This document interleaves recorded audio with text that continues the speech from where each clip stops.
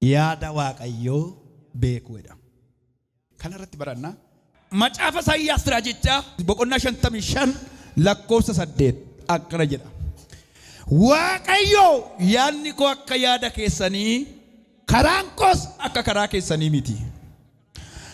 Akkuma waaqnii fi lafi walirraa fagaatu akkasumas karaan koo fi karaan keessan yaadni koo fi yaadni keessan hin fagaataa. Kutaan amma dubbise kana keessatti Waaqayyo yaadni koo akka yaada keessanii miti. Karaan koos akka karaa keessanii miti. Yaadni koo fi yaadni keessan immoo akkasumas karaan koo fi karaan keessan amma lafti samiin kun walirraa fagaa ammas walirraa fagaatan. Walii fageenya kana gidduu ka distaansiin kana gidduu laala. Ammas walirraa fagaatan. Kiristaanni tokko yoo akka yaada waaqayyootti jiraachuu hin dandeenye miidhamaadha. Nama akka keessan jiru qaba. Waaqayyo yaada isaa keessa si haa jiraachifatuudhaani. Namni yaada waaqayyoo keessa kufee irraan gadee otoo deemaa jiru konkolaataa fireenii kuteeti. Yaada waaqayyoo keessa kufuun salphina guddaadha. Waa tokkoon isin gaafadha. Yaada namaa keessaa kufuutu cimamoo yaada waaqayyoo keessaa kufuutu ulfaata? Kamtu ulfaata? Gaafa yaada waaqayyoo keessaa kufnu dhaggeeffadhaa. Yaada waaqayyoo keessaa gaafa kufnu namoota yaada waaqayyoo keessa jiran keessaas hin kufna. Kana quba qabaadhaa. Gaafa yaada waaqayyoo keessa jiraannu immoo namoota yaada seexanaa keessa jiran keessaa hin kufna. Dhagaartu. Gaafa yaada waaqayyoo keessa jiraannu namoota yaada waaqayyoo keessa hin jirre keessa sammuu isaanii keessaa kufna. Gaafa yaada waaqayyoo keessa hin jiraanne gaafa yaada waaqayyoo keessa hin jiraanne sammuu ijoollee seexanaa keessa jirra. Badami simuun ragaa macaafa qulqulluun isiniif itti hima. Yihuudaan yaada waaqayyoo keessaa gaafa kufu dhaggeeffadhaa. Yihuudaan yaada waaqayyoo keessaa gaafa kufu sammuu warra kan seexanaa keessa dhaqee seene.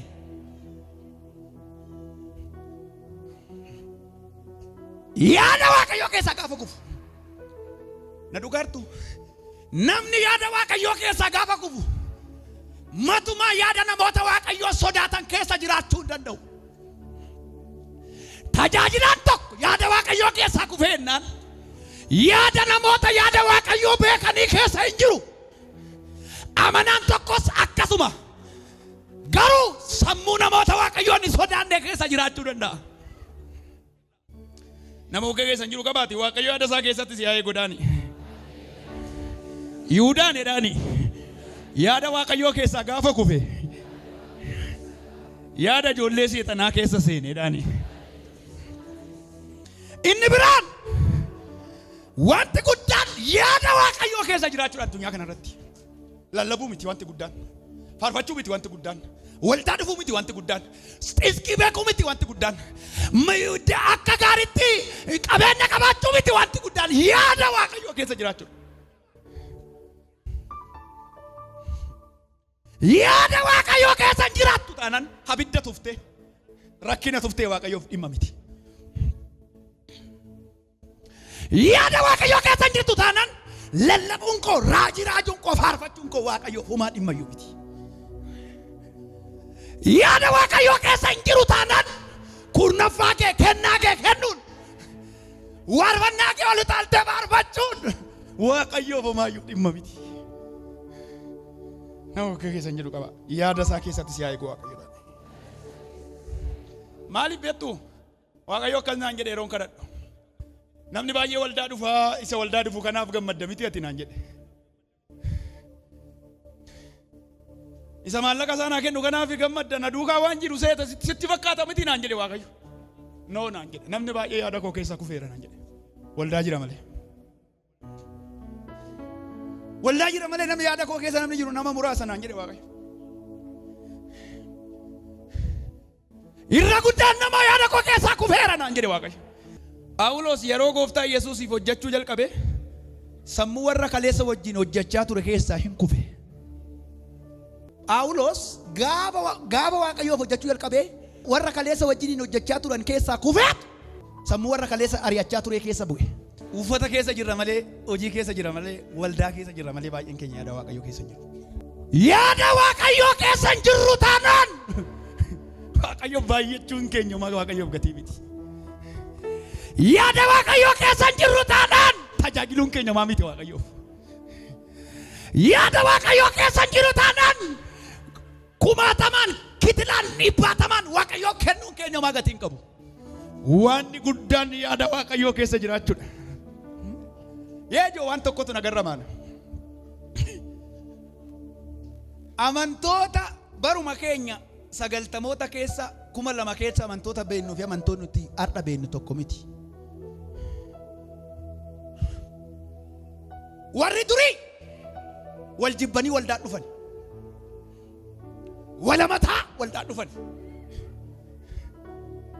Walirratti kaa waldaa dhufan yoo battanii tufe.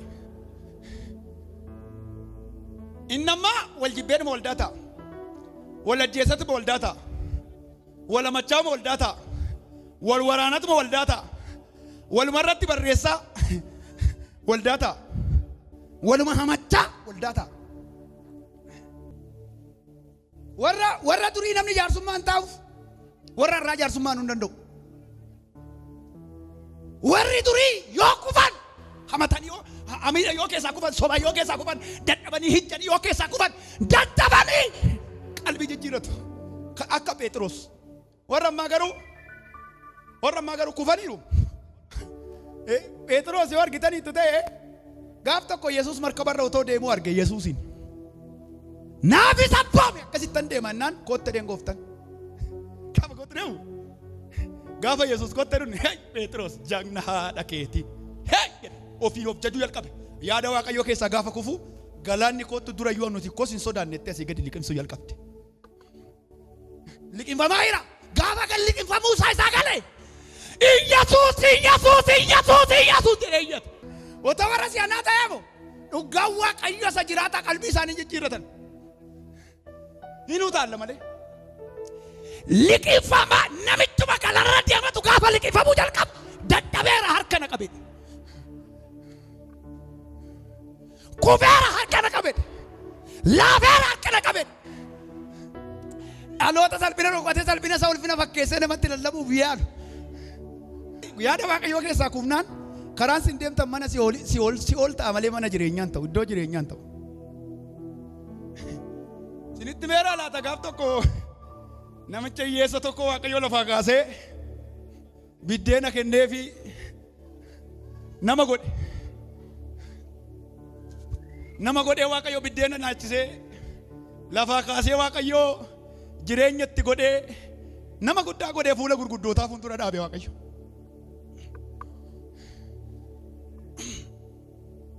Waaqayyo wajjin jiraachuudhaaf hiyyummaan xuruudha.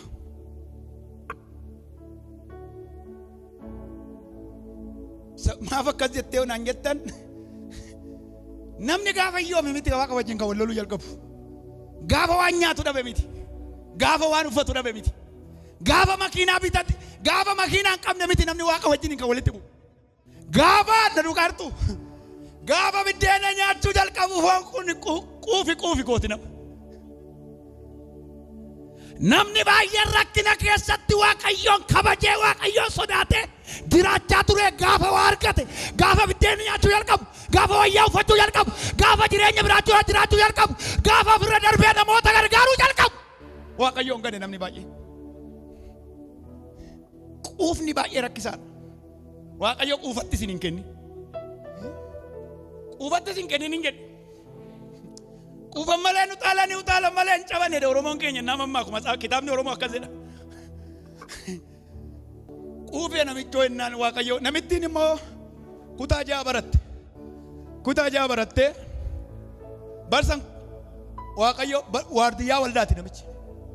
Baay'ee Waaqayyoof gadi bu'ee seenaa dhugaa. Nama Waaqayyoof hojjetu. Nama Waaqayyoof jiraatu. Nama galgala ganama yeroo hundumaa mana Waaqayyoo keessaa hin baane. Gaafa dhaqee Waaqayyoo isuma inni fuula isaa fuuldura kur jedhe bettus isuma inni fuula isaa fuuldura kur jedhu kana ilaalee Waaqayyo hojii kenneef Waaqayyo. Bulchaa aanaa ta'e kutaa ja'a barate. Kanaan dura isinitti meera ta'e hin beeku. Wanti xinnoon rakkoodha isiniin jedhe isinitti meera kana dura. Qabeenyi xinnoon, aangoon xinnoon, ulfi xinnoon baay'ee rakkiftuudha dheera.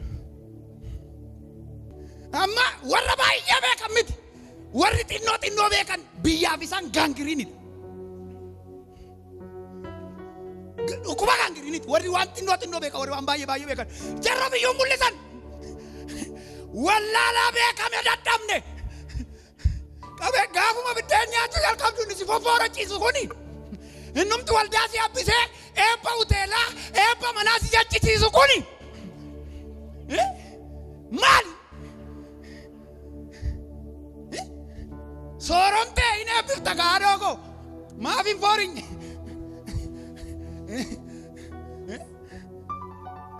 Karaan biraan hin jiru la.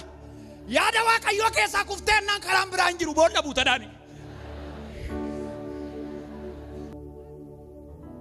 Amala nama kuftee beekuudhaaf fagoo isin hin taatu. Namni kuftee of tuuluu jalqabdi. Amala nama kufteeti. Ana malee jetti. Haamtuudha namni kuftee. Namni kuftee amala haamtuu qabdi. Haamtuun ana kooti anuma nyaata anuma hojjeta anuma caala kanuma koo malee nama hin beeku namni hin jiru. As malee achiin hin jiru haamtuun. Haamtuu taana naadoo koo yeroo muraasan booddee sumatti nama haamtuun of haamta.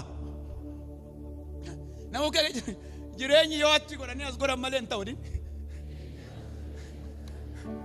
Isinan gorsa yoo haamtuu ta'urra magaazii taatan xuruudha. Magaazini siifis anaafis. What? Anaafis atis. Atis jiraadha anis nan jiraadha. Siifis haa ta'u anis nan ta'a. Beenta yaada Waaqayyoo keessaa kuftee ofii jiraattee si awwaaluu barbaadde. Of maqaa tolcheetu biyya haddeessaa oola. Beenta yaada Waaqayyoo keessaa kufee of maraqtii godhee nama daabiloos gochaa oola.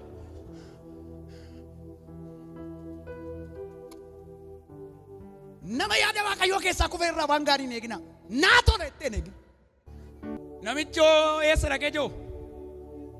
Bulchaa gandaa ta'ee achi gahee naanii teessoo ishee karaakkarii sun maal jedhama?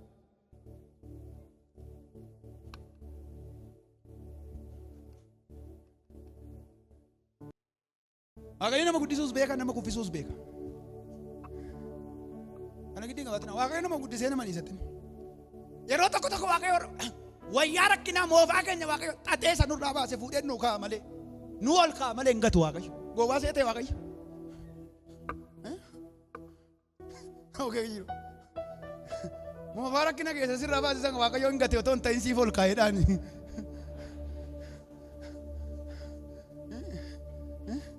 Hin gate ettanii warri lallabaa turtan. Warri namatti himaa turtan. Hin gatu Waaqayyo.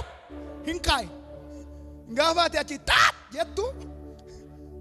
Oodhu kinoo koo haadhoo koo. Kunoo koo siifan kaa'e. Namittiin achuma dhaabbattee otuma jettu wal achiin dhaqani. Maali duutanii ennaanii? Waaqasitti nu ergee dhufneedhaan maa inni ennaanii? Maal siniin jedhee ennaan? Inni dhuftamoo dhufu jedhee nutti himee jedhanitti man tajaajilan.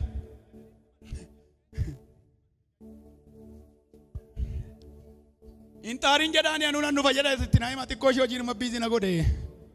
Hojiin mootummaa kun gaa baay'ee biizii nama gooti. Aangoorra hin jira, aangoon qaba, teessoon qaba. Kanuma biizii na godhe hin tura hin dhufa jedhaatti naa hima naa tasgabbeessaa jedhe. Achumaanii galanii ta'anii namitti eegee homaa dhufuu dinnaa Waaqayyoo labsii tokko gaararraa erge baruma wayyaanee keessa labsiin dhufee namni diploomii hin qabne biyya bulchuu akka hin qabne aanaa bulchuu akka hin qabne labsiin akkasii dhufe. Gaafa dhufu xalaan dhufee fuuldura taa'ee barnoota hin qabu ati biyya bulchuu hin dandeessu wada beet gibaa. Gara kam?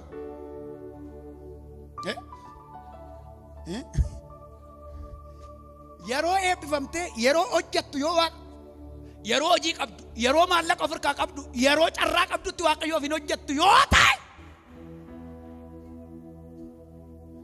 faallaa sanaa taatee dhufta mana Waaqayyoo. Otoon jaallatiin dhufe yeroo jiru dhumni erga kufee dhufe. Namoonni baay'een erga kufanii galaaf. Yaada Waaqayyoo beekuu dadhabuun maal lamatti fida? Tokko kufaatii hafuuraa namatti fida. Kufaatiin hafuuraa maal lamatti fida? Tokko tuqaa tokko ittu warri barreeffatan. Kufaatiin hafuuraa maal lamatti fida? Tokko tuqaa tokko ittu. Kufaatiin hafuuraa wanti namatti fidu hinaaffaa namatti fida. Hinaaffaa seera mama boqonnaa afur naxxanii olaaltan kan argattu. Amma namni baay'een otoo tuqxanii ilaaltanii hinaaffadha. Irra guddaan nama hafuurri kun nama baay'ee keessaa hin cabne. Obboleessa isaaf nama gammadu miti namni baay'een. Nama obboleessa isaaf garaa laafu miti namni baay'een. Namni baay'een obboleessi isaa yoo milkaa'e baga Waaqni si gargaari jechuun isee heessan fide heessan milkaa'e maal godhee milkaa'e deetu xaxaa meeqa xaxa mataa caccabsuu barbaada. Qaaliif Abel waan Waaqayyo isaanii kennerraa lachuu isaanii aarsaa dhiyeessan. Maal dhiyeessan? Aarsaa. Inni tokko qotee kan galfaterra. Inni tokko kan horsiise irraa dhiyeessan. Waaqayyo kan Qaayil hin jibbe hin ciige kan Abel immoo hin fudhate. Kun amma mirga Waaqayyooti. Mirga Waaqayyooti. Kan barbaade in eebbisa, kan barbaade in abaara. Kan barbaade in ajjeesa, kan barbaade in jiraachisa Waaqayyo. Kan barbaade ol kaasa, kan barbaade gadi buusa Waaqayyo. Kana maaf akkas qootee namni Waaqayyoon komatu hin jiru. Namni Waaqayyoon gaafachuu danda'u hin jiru. Dhadhacha isa walii galaatiin. Isaan ol igbaanyi isa dhumaati. Isaan ol dhumtuu hin jiru. Waaqayyo laphee gaarii isiniif haa uumu. Otoo baay'ee milkooftanii gaafa milkooftanii yaa baay'ee obbokkeedhaa dhabdu. Duulli baay'een gaafsa isinitti babbanama. Qaayil maaliif dhideewwattan harka tokkotti billaa baata harka tokkotti aarsaa baata. Hin barbaadu Waaqayyo kana. Hinaafaa. Maali joo haadhoo isaati yoo haarsa isaa Waaqayyo duratti yoo jaallatameef obboleessa wanti miidhu maaltu jira kana keessa? Maaltu jira? Waan sadiif of eeggadhaa. Tokko dhiiga namaaf of eeggadhaa. Dhiigni namaa sirkatti hin dhangala'in. Lama imimmaan namaaf of eeggadhaa. Nama boochiftee naan bo'aafta muriin kee galgalli kee galgala boochaa ta'a. Sadii dhugaan namaa sirkatti hin badin kun sadan sirkatti badee ennaan galgalli kee galchaan qabu. Boleessi keessa jiraa ennaan natee gaadhee Waaqayyoodhaan. Waa isin gaafadha ammas kana lamaan harka tokkoo filattu. Waa isin irratti ta'eera otoo isin hin jedhanii warra birmattoota baay'ee qabdu moo waa isinii ta'eera otoo isin hin jedhanii birmattoota baay'ee qabdu. Gaarii walii keenya akka hin dubbanne kan nu godhe. Akka nuti waliin jajjabeessine kan nu godhe. Akka nuti waliin gargaarre kan nu godhe. Akka nuti waliin jabeessine kan nu godhe. Humna dhiiga Yesuusin laphee keenya irra haa cabu.